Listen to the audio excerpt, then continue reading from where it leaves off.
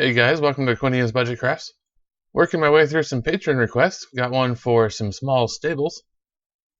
Now, normally I might build something like that using dowels and popsicle sticks and that kind of thing, but I mean, then you got to cut through it with the saw and all that. So I want to try something else that might be a little easier. This stuff here is XPS foam. Mine just happens to be blue. You can get it in pink or orange, or it just comes in a few colors. This particular slab is 2 by 8 feet by 2 inches thick. So there's a ton of it.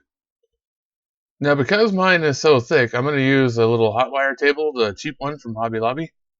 But I will use the dowel to determine what size I want the pieces to be. Sorry about that horizontal banding there. My settings got changed and I didn't realize it.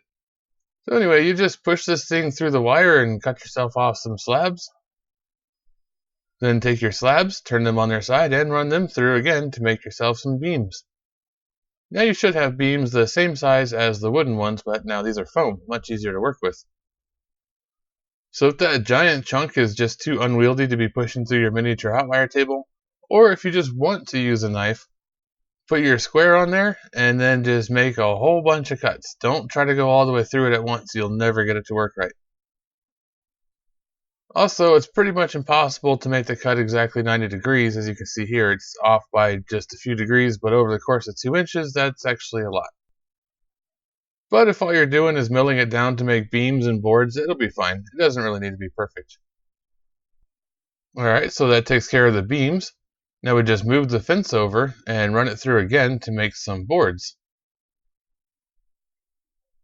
These are pretty thin. I'm not sure the measurement. I didn't actually even measure. I just sort of eyeballed it. This is also a good time to use your scrap pieces too instead of your nice large pieces. Once you've got all your board slabs milled out, go ahead and adjust the fence again to make whatever thickness of board you want. I'm going with the same size as the beams. And then just start pushing them through. Might want to wait for your glue to set first, though, if you're doing a fence like I do. Also, I luckily realized this after only one pass, but you really want to texture these first. So just go ahead and grab a wire brush and put some wood grain texture on there on both sides to every single one of these little panels. You also could, if you wanted to, just use the panel. You don't have to actually cut these into small boards. You can fake that by drawing it on. So go ahead and get them all textured and then run them through the hot wire to cut a whole bunch of boards out. So I don't want to do a full, huge base or anything because this is supposed to be a small stables, but I do need something to put it on. So I'm going to use a piece of dollar store foam. Just go ahead and make sure that it's square first and cut out a chunk. I went with 6 by 8 inches initially. And to do a quick and easy stone texture on here, I just used one of those rollers from Rumple's Labs. So these dollar store horses are pretty terrible, honestly, and their sizing is kind of strange. They're pretty big, but actually I've seen some horses here in person where I live that are taller at their back than a person, so yeah, they can get pretty big. It's also why making a small stables is hard, because it's a big building for big animals. But to determine how big your stalls need to be, use one of those horses and hold it up there front to back to figure out, how much room it would need to spin around if it were in the stall. This biggest one's about 3 inches with some room to spare. So go ahead and mark out 3 inches and then 3 inches, leaving you a little 2-inch space on the end. So then you'll have 4 stalls and 2 tack rooms. And then you got to cut post. You're going to need 1 post pretty much anywhere there's going to be a corner, so in this case I think it's 16. I cut mine 3 inches long so I had room to play with later, because I wasn't real sure what I was doing. For a walkway down the middle of this thing, figure out how wide 2 horses would be. That's about 2 inches. Draw on some lines, and that'll be your walkway. Quick note though, I ended up changing this design later. So if you don't want to draw on the walkway, don't, because it'll put a mark on your foam. That'll make sense in a second. But go ahead and glue on the posts, 1 in each corner, and all the way around the outside. And this is where I was looking at this going, no, this is going to be way too cramped. So hold up a ruler to the middle of the walkway, or thereabouts, and run your knife down it and split that thing in half. Now, if you wanted to, you could connect this together as one extremely long stables, but the request was for small, so just get rid of this half for now. Figured as long as I'm changing the design, I'll go ahead and make these stalls a bit roomier and moved all the posts up to the edge. Picked one side to be the back and then cut the post off just a little bit lower. Again, I didn't really measure it, I just sort of eyeballed it. And then start attaching boards. It's pretty simple, just a little bit of hot glue along the bottom edge of the dollar store foam and then on the XPS post that you made. And then every board above it, just put a little drop on the post and stick it on. You don't need to stick these together. In fact, I think it looks better if you don't because they get a little bit wavy. Trim the excess off the side and then go through and very carefully carve in some little board separation lines. These don't really have to make sense, they just need to look good. Then take your pokey tool and widen your lines and stab a bunch of nail marks. I went with 2 nail holes on either end of every board. I don't know that you'll ever actually see the back of this thing, but just in case you do, might as well make that look good too. And then it's just the same process on the side. Just stack them on and trim off the excess. To separate the stalls, just glue 3 of your boards together on the edge. It's kind of hard to do and you're going to have to scrape off some squeeze out, but it'll be fine. Measure it to fit in the little gap there, and then put glue around the edge and stick it in. Just right in between each board is fine. You could do it on either side of each post if you wanted to, but most of the ones I've seen, it's just one very thin wall stuck in between the posts. And the one wall on the edge there separating the stall from the tack room would go all the way up to the top. So that one has 6 boards. For some stall doors, you can just hold up a few more boards to see about how many you're going to want. Basically, you want it tall enough to keep the horse in, but short enough the horse can look out. In this case, it ended up being 3 boards, just like the walls that were separating the stalls. And that's giving a little bit of room on the bottom, so it's got that big gap on the bottom. For the tool room door, we'll take 3 boards and put them together side by side, and then stand them up long ways. Figure out how tall that room is and trim the excess off. And now we'll put some support boards on the back of these. Just 2 on each of the stall doors, same how we did the other wooden doors we've done before. Don't forget your nail marks. And for that big tall door, we'll put the 2 cross beams pretty close to the top and the bottom, and then take another board, hold it up at an angle, and then just kind of score. You don't actually have to even cut through all the way, where the cross beams meet up with the board you're holding up, and then you can snap those off and put it in place, and you get the classic Z door. Again, don't forget the nail holes. So I decided that I wanted those outside walls to go all the way to the top of the tallest post. So just stack some more boards on, and then hold your ruler up corner to corner, and then run your knife along it. Like I said before, you don't have to cut all the way through, just score it, and then snap those off at an angle. So we're going to need some support beams for the roof too. So figure out what length you want, how you want them to sit. Most of the ones I've seen on this style barn stick out past the front so that the roof overhangs a little on the front, and sticks out past the back just a little bit, I'm guessing because of the snow. So however you want to do it, just figure that out and trim it off. You can pretty much just eyeball straight here and adjust your posts, the ends there, to make them straight. Or, well, to be an angle, but they'll be straight when it's on the thing. Then cut a slight angle into the top of your tallest beam to let this thing sit flat on it. And go through and glue them all down. I'm not being very exact here at all. I was using the first one that I did as sort of a measuring stick, glue the thing on, and then cut it in place. And once you've got all those on, don't forget to do your wood grain on the very ends of them. And we'll do some cross beams in between these as well, but they need a little 45-degree post holding them up from the post below it. I got tired of trying to find 45 degrees on the mat there, so I went ahead and made myself this little 45-degree angle finder thing with my logo on it. I made it sturdy enough that all I have to do is put the lip up to the thing I want to cut and then run my blade along the face of it, and there you go. Super simple, keeps my fingers out of the way. So you're going to need to cut out 4 of those. It is easiest though if you glue the cross piece in first.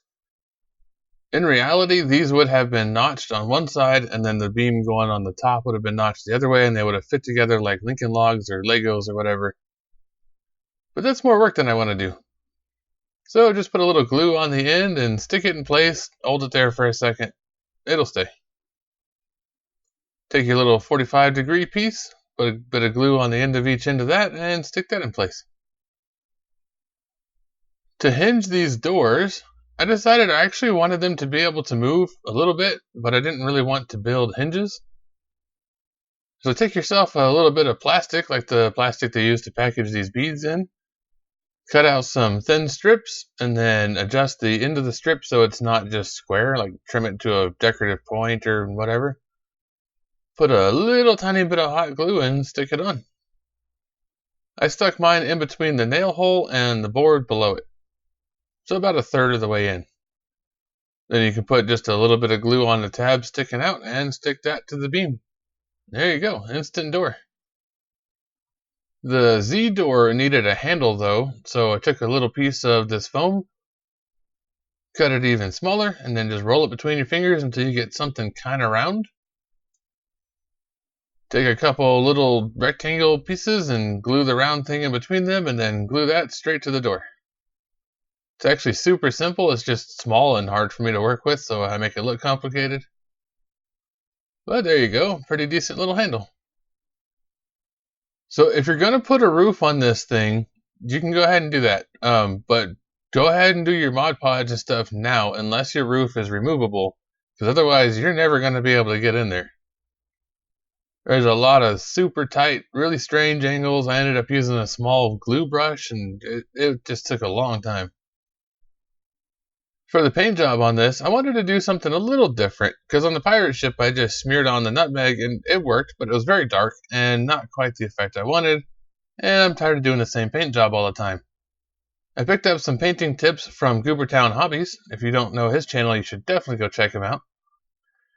So what we're going to do instead, because this thing is sealed in Mod Podge, so it's safe from spray paint, is take it outside and spray it down with some gray primer, and then go back over that with some light tan, so we get this sort of effect.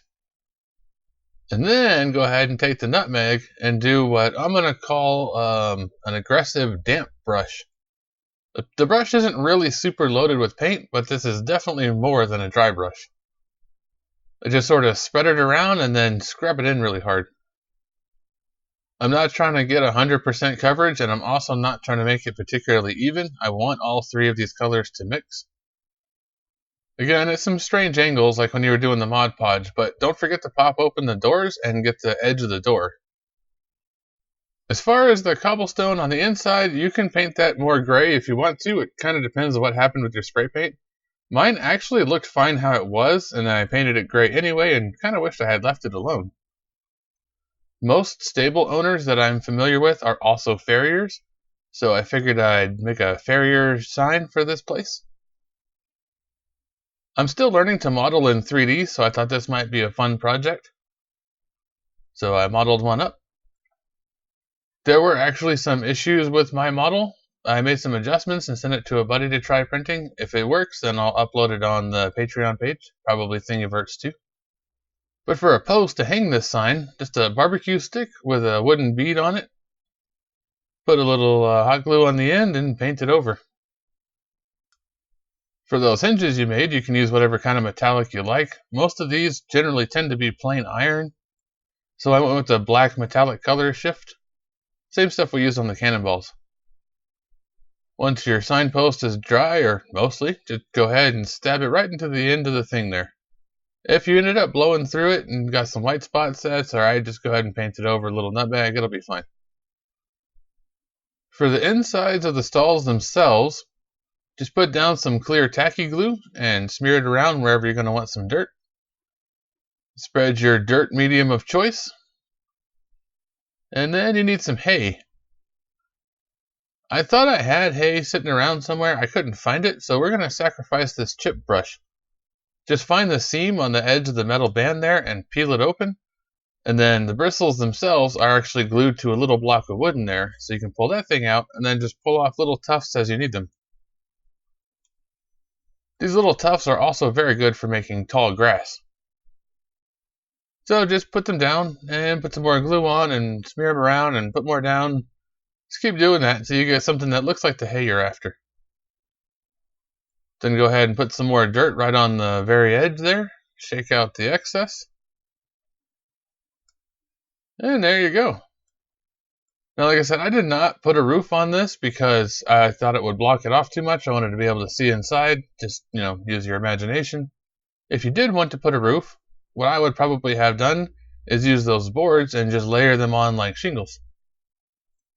These horses at the very least need a better paint job, but for now I'm going to go ahead and stuff them in there just so we can get an idea of what's going on. And for some reason, this looks like a giraffe. Probably because of the size. But anyway, there's some small stables you can kind of use as scattered terrain.